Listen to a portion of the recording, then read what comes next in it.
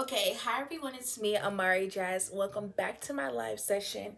In today's video, in today's live session, I have to look back at the title that I had. Okay, so basically, today's live session is going to be about the influence of 90s fashion on today's trends. And first I want to say I have a Spotify podcast that is out. I will have the link in the description box. Is basically where you can hear the audio versions of all of my videos.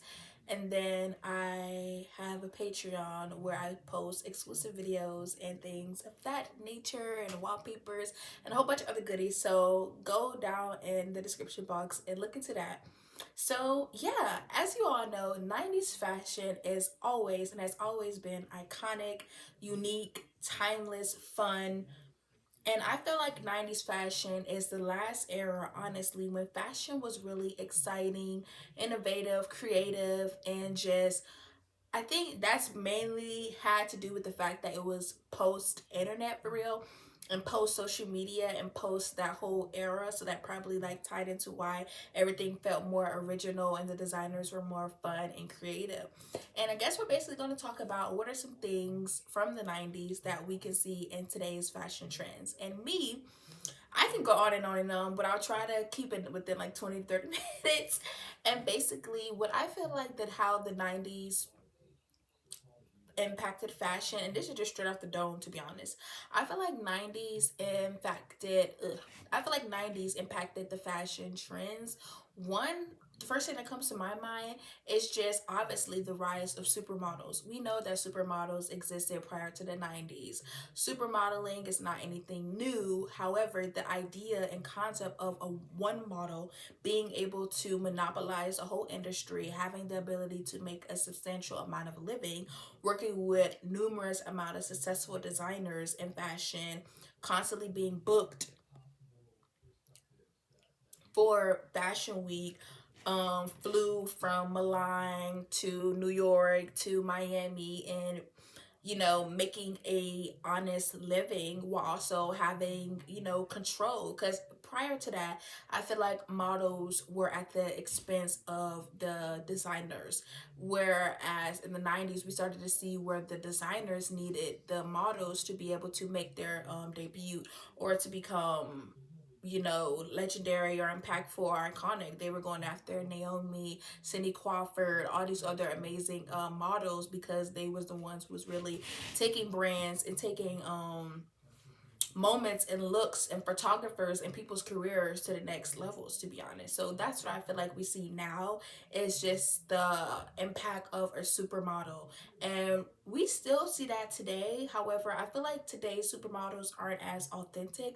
I feel like in modeling and models today, I feel like there are certain categories where people are put in, and I don't feel like the authentic true model who comes from a humble background, pretty girl next door, and tries to pursue modeling really has a chance in today's industry. I feel like now it is filled with so much nepotism. I feel like nepotism equals you have a chance to becoming a supermodel, but just an average girl, not even just average girl, but an average stunning model-esque girl, she doesn't really have a shot. I feel like if she isn't famous on social media or have a good following on YouTube or TikTok, it's going to be really hard for her to stand a chance when we have the Gigi Hadids, Bella Hadids, all these other models who are like thousands of dollars ahead of them and like tens of fives of years of being ahead of them, and I feel like it just makes the modeling industry unfair for the new girls, but we still have that supermodel thing. But I also feel like the reason why a lot of people have things to say about the current models and their skills is I feel like the grit, the struggle, the hunt, the upcoming, the journey of you being a model and being in a model house and fighting with other girls on casting calls and trying to get the best gig, trying to be booked throughout New York Fashion Week, working in modeling in heels that don't even fit you, you don't care, you're just trying to make it for yourself. I feel like that is what we see on the runway when they're walking. They have so much power, they have so much confidence, they have so much aura on the catwalk because they have that grit, because they're fighting to prove themselves. Whereas today's models, you know, they didn't have that. It was just, I don't really know. For me, I just get the vibe that's just something I have to do, something I'm being forced to do to keep my family name up and to keep relevant and to keep notoriety and have some involvement in the fashion industry. But when they walk, there isn't that power. They're beautiful, no doubt. They're beautiful, they're stunning, they're confident, but they don't have that Naomi Campbell walk, Naomi Campbell walk. They just don't got it. Or not even just Naomi Campbell. They don't have any of the walks of the women of on the supermodel. Even Yasmin, like I think about Yasmin from the 90s. When she walks, you can just tell she is walking. You know, these girls nowadays, they really don't be walking for real. They just be, I feel like they be bored and they be forced to do it and they really don't want to do it. That's just what I get. So I would have to say that the 90s really brought to introduce the whole concept of supermodel.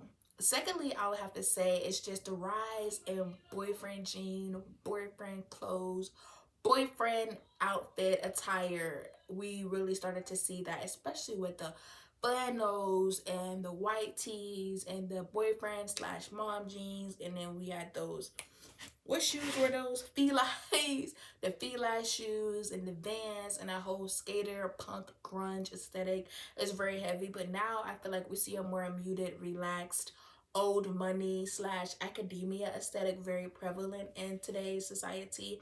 And I feel like now we see more rise in kind of like the 80s athleisure with all these really tight yoga pants and athleisure brands, and we got Skims and Body by Raven Tracy, and I could just go on and on and on with all of these brands just promoting this athleisure um type of silhouette and this workout weight Lululemon brand of just women wellness and fashion and like a whole brand. And I feel like that is was very prevalent in the 80s. That's something that I see. I'm alive, Nina. I'm alive. But yeah, so the next thing I would have to say is from the 90s that I see in today's fashion, other than the minimalism.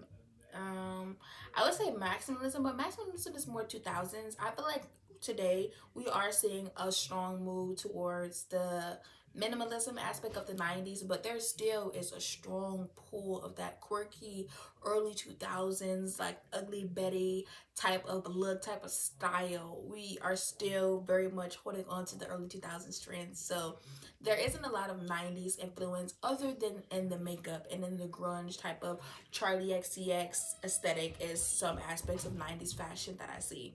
And me personally, I love 90s fashion and that era. Like for when I look at collections and look at the designers pieces from that time, I feel like there was so much fun and creativity and just awesomeness. I feel like people were in their element. I feel like people were willing to try new things. People were trying to push the status quo.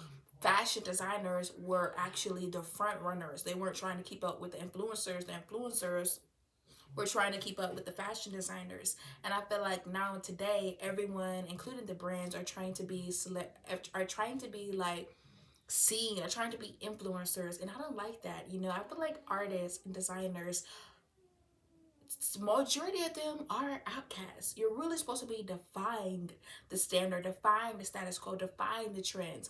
Not okay, fur is in, let me design a whole collection filled with fur. Okay, tights and polka dotted tights, those things are in, let me design a whole collection for that. No, like you are a designer. You are pushing the standard. You are creating the standard. You are setting the trends for the next generation and for the next year. You are ahead of the curve. And I feel like I don't think that designers should put so much power in these influencers' hand, because majority of these influencers don't know, don't care, and have no real knowledge about fashion at all. They are just trying to be seen. So if that's at the Coach show, if that's at the Chanel show, if that's at the Louis V show, they don't really care. They're just trying to be seen. So you shouldn't really build your whole collection, a whole brand around people who want to be seen because they don't really care. They're groupies. I mean, I hate to say that. Not all influencers. I'm not talking about all influencers, but majority of influencers, are groupies. They're just trying to be seen. They're just trying to be at the latest fashion show. But if you ask them, so what about this fashion show do you like? I like the models. Like the models were so pretty. Like they don't have no real opinion. They don't really have anything to say. So I don't really know why they be seated there. But I'm not being a hater. I'm just being, yeah, I don't really like the way that a lot of the fashion shows, even New York Fashion Week, I'm just gonna be real. I'm not even gonna try to go on a rant or anything, but these folks, they don't know how to dress. I mean, they just don't. You could tell that they hired like a stylist who halfway know what she's doing to put them together. I feel like everyone's method and idea when it comes to fashion is how can I be the most outlandish? How can I be the most, shock worthy, shock value? Fashion doesn't have to be shock worthy, excuse me. But fashion don't have to be shock worthy or shock value to be fashionable or to be interesting. And I feel like that's where we see this. For me personally, I am at a lackluster when it comes to these girls and their looks and their street plan paparazzi looks. It don't give. To be honest, all these girls, I could go on for days. But a majority of these girls, I feel like, are just copying Rihanna. They're copying Rihanna. They're copying things from old folks that's already be done. They look weird. They look like they're all copying each other. They look like they're swapping outfits, swapping looks, swapping things. And they there because the company paid and to be there to promote their business. I feel like it's these brands and fashion has just become filled with so much capitalism undertones, and I just personally don't like it. So whenever you guys see, which it will come into fruition, trust me, the AMARIJASZ annual fashion show. Know for a fact the bitches, excuse my language, the girls in the seats, the girls in the panel, the designer on the booth are real fashion designers. They are not frauds. They are not fake. They are not groupies. They are people who put in the work, went to fashion school, studied, or if they didn't went to fashion school, they interned. They got experience. This is not a facade. This is not for social media. This is not for fans. Just because they eat it, breathe it, love it. And if they got the money, they get their back end, they're going to be where they need to be. And I feel like those are the people who should be sitting at, especially these high value fashion shows. Y'all be, I'm not trying to go on a rant, but y'all be inviting these influencers. And I'm not a hater to influencers. Some may even consider me an influencer, which I wouldn't. I'm just a YouTuber. But it has to be some type of exclusivity. You invite everybody, in these fashion shows, and everybody's recording. They're at New York Fashion Week, and it just has lessened New York Fashion Week. New York Fashion Week is like a joke. I feel like the people who should be at New York Fashion Week are actual fashion journalists, fashion buyers, some celebrity and brand ambassadors, um, fashion editors, fashion photographers, some other important business people. That's really it. And a select few of genuine people who love fashion or whatever invited. But just the array of influencers, I feel like fashion shows have just become this. I don't know. I mean, I know it's not supposed to obviously be for monetary value for real, but I feel like Fashion Week has just become this joke. And I just don't like it. And everyone, when they come on a runway, not a runway, everyone, when they come on like their New York Fashion Week looks, it just gives blah. And I'm not trying to be rude, but it just gives uninteresting. It just gives yuck. It just gives I'm just trying desperately to be seen because I need more followers. And it just that's not what it's about. A fashion show is meant to set the tone for you and your brand and your company in general and where you're trying to take it. Send a message, create some type of illusion, identity, create clothing that expresses that illusion and identity and certain, level of expression. Release that into the public for interpretation, and that be that. A fashion show for me is like an artist releasing an album. Yeah, it's for the money and make money, but you're in a new era, you're setting a new tone, you're creating a new vibe, and you're setting a new story. That has been lost. When I be looking at this designer show, that designer show, that designer show, it's like everybody said, let's do oversized looks. Everybody said, let's do fur. Everybody said, let's do bows. Everybody said, let's be coquette. Or we got the, the dark side, or everyone. It's like, I'm bored, quite frankly. I'm bored. I love a good reference and a little ode to the past, just the same as the next person. But I think we have to step outside of Instagram, YouTube, TikTok comments, because they're the commenters. They don't, you shouldn't look to the comments to dictate what you're doing. The comments should be responding to what you are creating. The comments aren't setting trends. The comments are responding to the people who've already created something. The comments don't create anything. So, yeah, I feel like people in fashion, designers, photographers, stylers, makeup artists, everybody, tap into you. Tap into you. Tap into what you like, to what you adore, to what you want to create, and create that. Okay? Create that. Promote that. And there's an audience for you. There's people, there's community, there's 8 billion people on the world, probably more. You have somebody that exists that wouldn't mind or would love what you create. Stick to that. Stop trying to look like this brand, that brand, this brand, that brand. I'm so tired of streetwear brands. I don't know what to do. I'm so tired of athleisure brands. I don't know what to do. I'm so tired of any girl selling a sweatsuit or a tracksuit. I don't know what to do. Literally. So stop doing these cash grabs.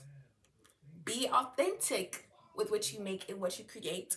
Sit back, relax, cook up the stew because it's going to take time, and be okay with it. Even with me, with my YouTube channel, I could have easily just said, "Bitch, I'm going to just do some fashion hauls and hope for the best. Do some little wig tutorials. Even though I've done me a wig tutorial, but do a little wig tutorial and stay in a little box that's created for me." But why would I do that? What would I be bringing new to the table? That's why I say, if y'all haven't realized and if y'all haven't known, the reason why I created Amari Jazz, I guess it's like this life is getting off topic, but it's okay. The reason why I created AMARIJASZ, originally, I didn't know why I created AMARIJASZ. I just knew I wanted a YouTube channel. I loved YouTube. It was 2016, really, and you could start a YouTube channel. I was like, shit, let me just start a YouTube channel. And at first, it was really centered around natural hair, because that was what I was into at the time, and everything was on the rise of natural hair. But as I progressed, into my YouTube, I realized I love fashion. I love fashion. And there is no black girl on YouTube talking about high fashion. And I'm not saying reviewing a Chanel bag. I'm not saying doing a Fashion Nova review. I'm talking about, let's get into what is a couture house. How do you actually register, and what does it mean to be couture? What does it mean to be ready to wear? How do I develop a portfolio? How do I get an internship? How do I get into PR? And then on the other side, who is Andre Leon Talley? Who is Patrick Kelly?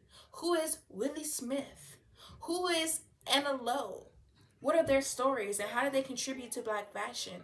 Also, let me try to create a space for young creatives and fashion to speak and talk about fashion, design, art, creativity, and express themselves to a bigger mass. That's me. Because I didn't see no black girl doing it for real. Consistency and on this level that I like shit to be done. I like stuff to be clean, courteous, put together. That's just me. So that's what I like to create because I like to be taken seriously. So I didn't see that really on YouTube for real. So I was like, I see an alley. And plus, creating a fashion channel or a fashion brand is like limitless. There's a million videos and a million things and a million topics I could talk about under the scope of fashion. That's why I have all those different playlists: fashion career advice, fashion school advice, fashion debate topic, brand deep dives, style deep dives. Like I have so many different categories, and I'm not, capped at just hair and wig videos or just fashion hauls or just vlogs talking about my life and then having to delete my channel once people get too much of my business. You know, I want to, and I am creating a brand that is really a central hub for anybody that's interested in fashion. So that's why I created my brand. That's why I value and care about authenticity in fashion. Not just people talking about celebrity drama or just, I'm gonna speak it again too. I'm so tired. Like, even me, I'm gonna do my take on this topic too, but I'm gonna do my take and that's it. So I'm really tired of these girls with these fashion video essay channels talking about sex and the city and doing a million videos. It's tiring. Like, there's more things to talk about than sex in the city. Talk about it once and move on to the next topic. But I guess it serves a purpose. But for me, it just looks like y'all thirsty for views. We have to get out of being thirst for views. Views are going to come. People's going to come. Subscribers are going to come and they're going to leave. They're going to come back and they're going to leave. Don't do it for views. Do it because you're trying to create your own atmosphere, your own arena. So that's what I value. That's what I like. That's what I want to see. And especially like a digital world, I'm a little more lenient because I know a lot of them aren't really for real. But people who claim to be fashion designers and fashion influencers and all this stupid stuff, I expect when I see your show, when I come to your show, I'm expecting top tier. I'm expecting you to pay your damn models. Okay? I'm expecting you to pay everybody on set. I'm expecting to be everybody to be paid. Everybody be paid. Everything is professional. Everything is organized. Everything is clear. Everything is authentic. And everything is filled with just funness, good vibes, and creativity. But I don't see that. I see a lot of brands and big company brands not paying models unless they're not signed. I see a lot of folks collabing these weird, lame photographers. Sorry. A lot of these photographers ain't on shit. I'm just being real. I'm just being real. Um, these stylists, they really be the brains behind majority of y'all phase. Majority of y'all phase don't know how to dress. I'm just keeping it P. Next, a lot of these brands be lying, or they don't be you. They be popular and they be selling these little t-shirts, and then they don't want to give y'all the t-shirts, but y'all still be liking them. I be like, but I'm not saying hate people. I'm not saying hate people, but I am not in the business of getting people's attention, selling people a dream, exploiting them with courses that are fraudulent. I mean, eventually, of course, I want to create my own online platform and stuff like that, but it's going to be with actual college professional teachers with experience in fashion. Okay? Not these $500 courses to teach you BS. So, what I saw is just a need for realness and fashion, and that's what I'm trying to serve. There are so many people speaking and building platforms and exploiting people with their BS messages on fashion, or if they do got a fashion channel, they keep talking about the same thing because they don't have anything else to talk about. They're not really interested in fashion, they're really interested in drama and tea. But that's another topic. But yeah, over and on, I see a lot of influence of 90s fashion, 90s and the 2000s, 2020s, but few. I feel like maybe if we grab more from the 90s, we see more interesting and introspective collections. It shouldn't be everybody waiting for Rick Owens to carry, the excitement of Fashion Week, or any of these one brands to carry the excitement of Fashion Week. It should be, I'm going to this show. I'm excited. I'm in this brand's universe. Okay, I'm going to this brand's, what's they got in their universe. That's what it should be. But just a whole bunch of people with their phones out, recording, posting, clicking, and forgetting, don't even know what they just saw. Like, that stuff irritates me. But we're not gonna turn into that. We're gonna keep it short and cute and sweet. So that's basically my take on 90s influence on 2000s fashion. And comment down below on what you think about any of the things that I said, I guess. Like I said, don't forget to check out my Spotify if you like the sound of my voice and want to listen to my videos in audio style. And also check out my Patreon. I got a lot of exclusive deets and details on there. Comment down below things that you like or dislike about the topics that I said. Keep it cute and classy in the comments. And as always, I'll see you all in my next one. Bye.